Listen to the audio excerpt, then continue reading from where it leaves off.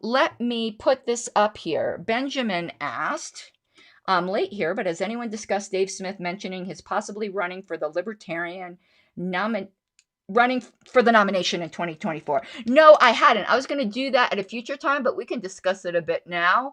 I just heard it today, actually. And I was licking my wounds because Dave didn't mention me. He said, "Oh, we got to elect Angela McArdle chair." And I'm like, "What am I, chopped liver for secretary, Dave?" I'm only half kidding. Hold on here. I'm getting uneven on my wings. I cannot have uneven wings.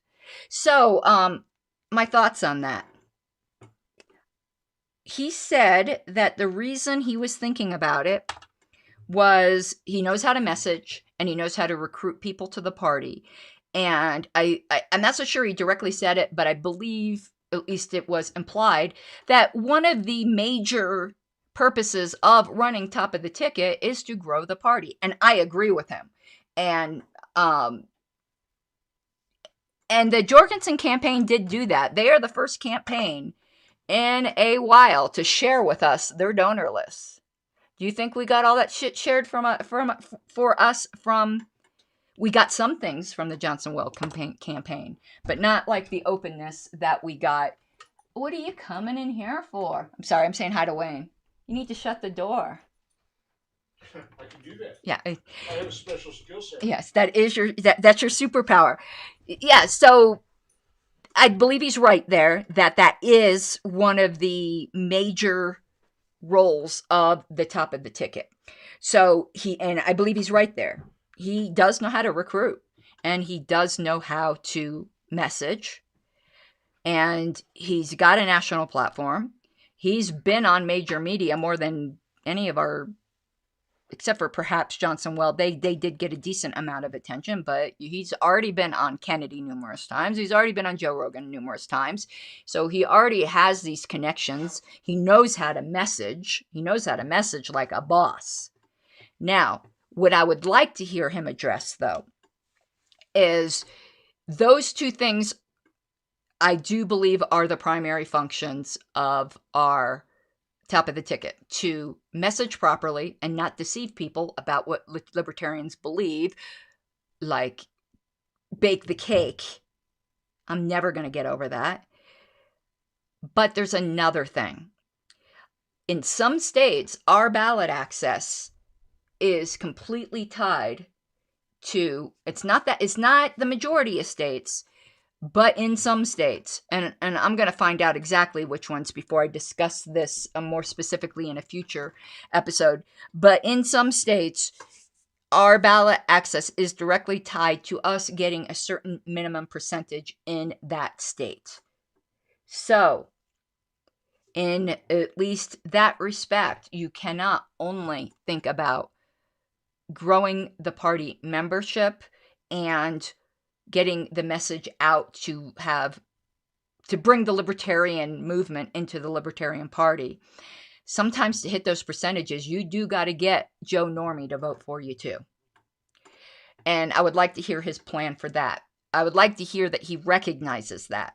Now, I know he wasn't given an official announcement, and I don't expect it to cover every single base, but that is something he's going to need to address. And assuming he can adequately address that, I'm here for it. I'm totally here for it. I'm a huge Dave Smith fan. So, yeah, I'm here for it. And it's really hard to have an opinion because you don't know who else is running. But if that's one of our candidates, then I know we have at least one great candidate, which sometimes is one more than we have.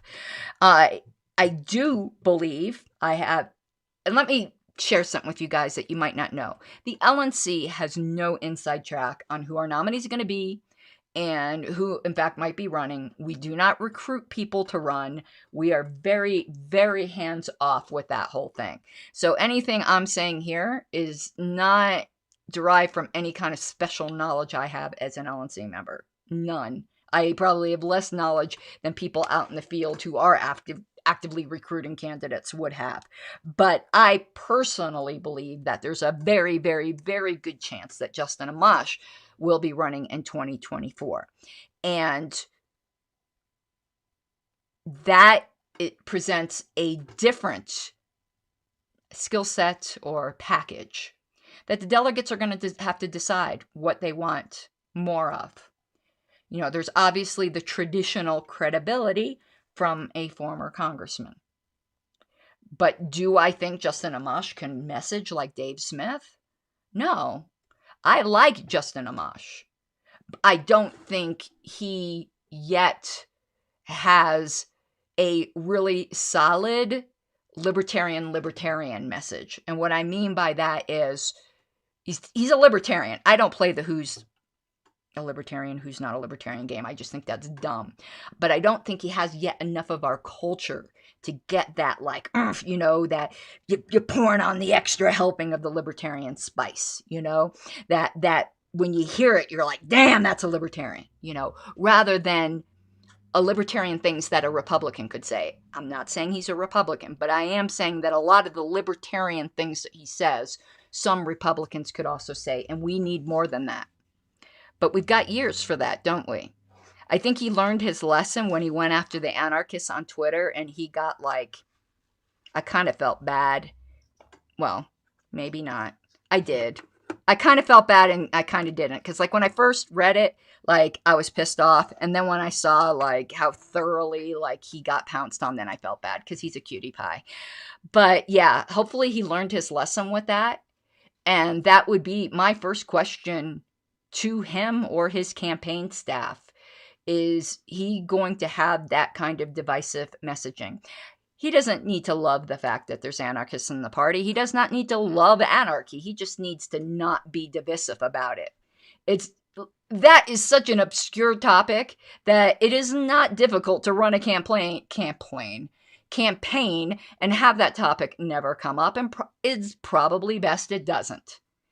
Just like I don't think if Dave Smith runs that he should be putting his anarchy front and center. It's easy to run a campaign without making that a central focus, either good or bad. So if Justin Amash beefs up his messaging, you know, to get that libertarian fire in his belly, that uniquely libertarian, that's what I'm trying to say.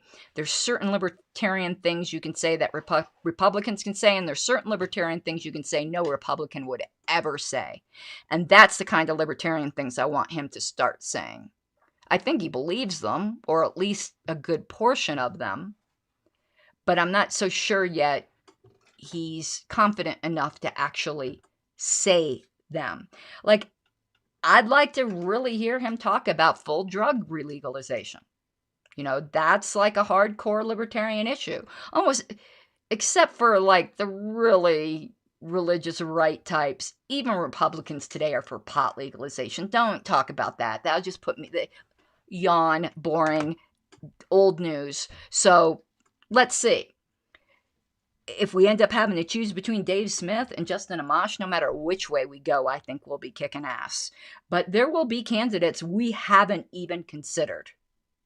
But I can tell you, I'm tired of Republican retreads. And by the time 2024 comes around, Amash would no longer be a Republican retread. He'd have 4 years to get the Republican stench off of him.